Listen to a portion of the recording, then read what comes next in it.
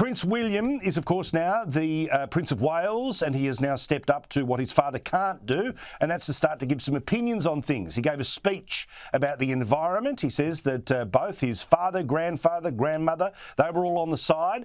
He also went after poaching, which I thought was a little bit awkward considering where some of the jewels that his father will wear in a crown came from. But what do you think of it? Well, I thought it was an interesting speech that he's used the environment and indeed sort of wildlife, like you said, poaching, the scourge of poaching that he calls a war.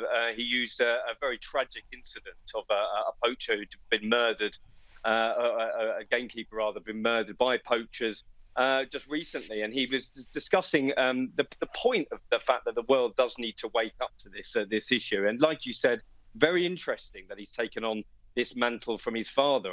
We heard from the King in his very first speech to the world that he would have to change his tact, and indeed these sorts of environmental issues will no doubt be passed on to William. So I definitely thought it was very, very interesting that he's chosen his first speech to take on this subject. Look, it's very much generational, but obviously when you're trying to hold together the tradition of the family, and also part of that institutional PR that we've seen over the past few weeks is about laying out, hey, after Charles it's William, after William it's George, 100 years is all in front of us here. Here's part of what he said recently about the environment. Protecting the environment was a cause close to my grandmother's heart, and I know she would have been delighted to hear about this event and the support you're all giving our Earthshot finalists, the next generation of environmental pioneers. Now, a little bit more palace intrigue here, which is that apparently Prince George, Princess Charlotte, no plans of being able to call Camilla grandmother. That seems rather obvious considering their blood grandmother is no longer with us, but fathers often remarry, which means you end up in a scenario of stepmothers and step-grandfathers and step-grandparents. What do you think of this? Well, it's interesting. I mean, I laugh sometimes when the people say that the royal family are just like us. I mean, they're living in palaces and castles, aren't they? However, I mean, William would definitely be one of the first people to talk about, the fact of families can all get along, that they definitely do have a blended family, that Camilla sort of has her own grandchildren as well. But she is a very important figure in his children's lives, and certainly his own relationship with his own father has got better, I think, over the last couple of years because of Camilla has been by his side. She's awfully calming presence for Charles. I mean, we saw the incident with the pen a few weeks ago when she was very, very calm and he was getting a little bit irate. So yeah, I think this is one of those instances of a blended family, if you can bear that term. No, I'm with you. Normally, I can't go anywhere near wokeness, but look, the reality is it's been across my family. I don't know what's happened in yours, but this is very normal for people, and also, especially when you consider Camilla has been in their life for their entirety of their life, and she's been around for decades, right? It's not like she blew in 20 minutes ago. Whether they call her Auntie Meghan or not, we'll get to that at another point in time. But do you think there's a chance that Charles is actually going to end up because he has to eventually distance himself from Andrew, that he's going to end up removing titles from his kids?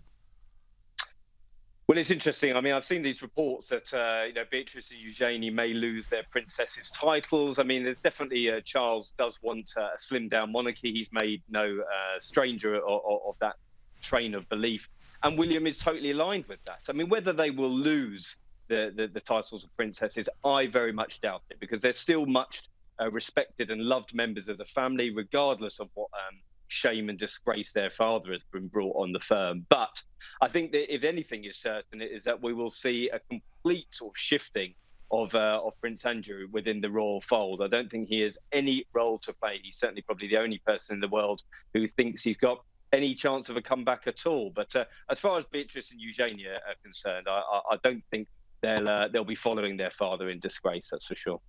No, 100%. I reckon that he should get very used to counting the number of steps as he walks around Balmoral, because he's going to be doing that for the rest of his life. Now, Meghan's podcast, another episode has dropped. Of course, it was delayed out of respect for the passing of Her Majesty. But she's telling us now about Asian stereotypes.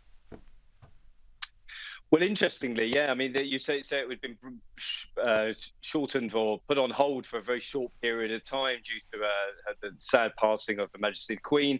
But now we're back, and she's been talking about a rather bizarre situation where she went to a South Korean spa where you had to undress it out of respect for the people who were there. There was people who were 9 years old, right up to 90, and it's a tradition in South Korea that women go, of all ages to experience this. And I think it sort of came a bit left field about Meghan Markle talking about walking around a spa naked with her mother. But listen, if there's anything we should expect in these podcast series, it's to expect the unexpected. But I think one turn up for the books is that she wasn't slating the royal family that she's left behind on this episode.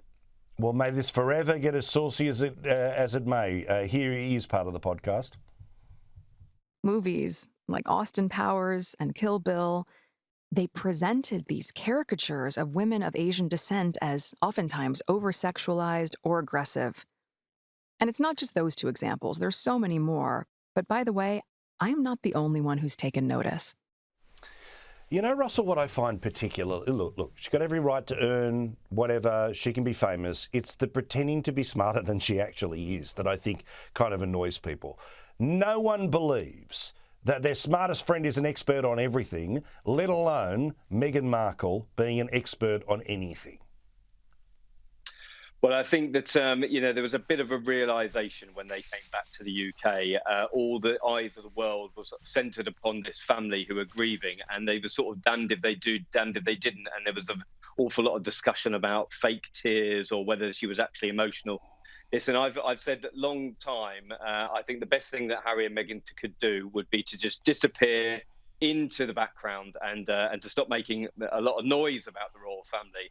And perhaps that would do them, both them and the royal family, a favour. I'm with you. Give it a rest every now and then and just enjoy the money that's there between now and then. Russell, thank you very much. Look forward to reading your stuff in the Mirror. All the best. Thanks very much.